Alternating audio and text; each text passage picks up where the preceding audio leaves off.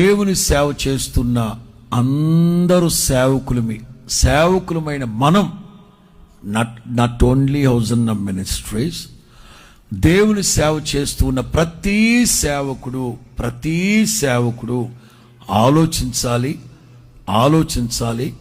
వినయ భయభక్తులు గలవారమై దేవుడు మనకిచ్చిన మందని ఎట్లా నడిపిస్తున్నాం, ఎట్లా పోషిస్తున్నాం, మంద మీద ప్రభుత్వం చేస్తున్నామా, అజమాయిషి చేస్తున్నామా, ఆధిపత్యం చేస్తున్నామా, లేకపోతే జాయిగా నడిపిస్తున్నామా?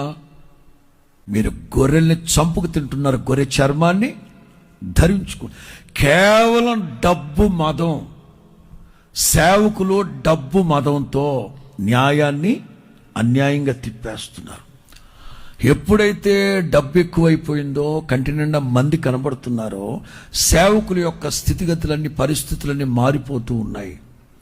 విశ్వాసులు అన్నీ గమనిస్తున్నారు. అందుకే అనేక సంఘాలు పలచబడిపోవడానికి కారణం ఏంటో తెలుసా?